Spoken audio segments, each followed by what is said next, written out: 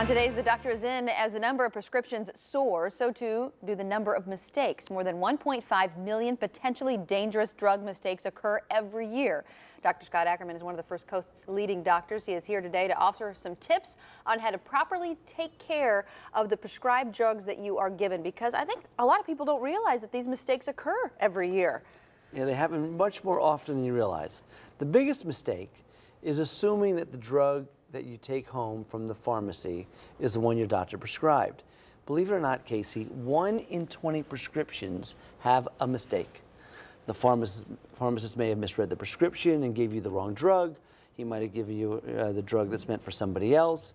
The pharmacist may have given you the wrong amount of medicine, but 1 in 20 prescriptions have some sort of mistake in them. So what can we do to prevent this? I mean, we have to obviously be very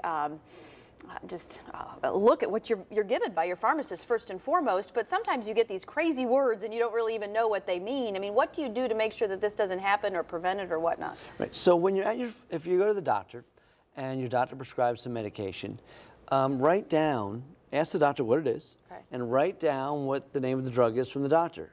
You don't even need to worry about the generic name or the brand name. Whatever the drug is the doctor says is fine. Write that down. Ask how it's pronounced, and then when you get the drug at the pharmacy, make sure you get the correct drug.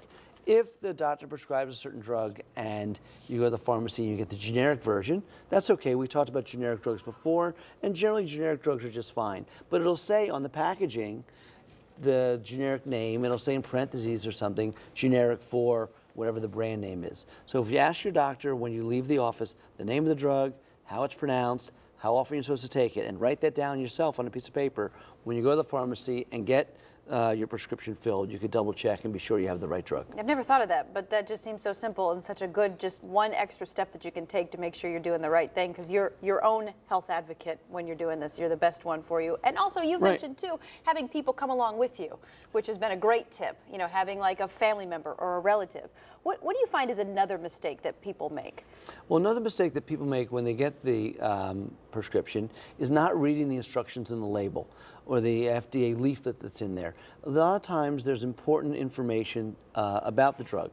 You can ask your pharmacist, and most of the pharmacies today, all the big chains, and the small pharmacies too, they have a little printout on each drug. It tells you how you could take it, and some facts about it. And here's the important things to remember when you're taking medication. Should you take this medication with food or without food? Because some you should take with food and some you should absolutely not take with food. Should you take it at a certain time of the day? It'll say 3 times a day. Does that mean every 8 hours, or does that mean 3 times a day? There's a difference. Remember, if you take 24 hours divided by 3, it's 8 hours, but maybe you take it breakfast, lunch, and dinner. So those sort of things you look at and ask the pharmacist. Ask about the side effects on that sheet, or if you talk to the pharmacist or even the physician, ask about the side effects of the drug. Because if you take a drug and you're experiencing some side effects, you may not attribute it to the drug, and you may worry and think you have something else. Also, what other things can you take or can you not take with that medication? Is it okay to drink alcohol while you're having that medication? Now, the first thing we think of is, sure, if I'm given a tranquilizer or a sleeping pill, absolutely I shouldn't take that with alcohol, because you can imagine there would be a synergistic reaction if you have alcohol and some sort of a mood depressing or a tranquilizing sort of drug. But did you know that certain antibiotics interfere with alcohol absorption? And if you are on a certain antibiotics and you drink a glass of wine or scotch, you can become very, very sick.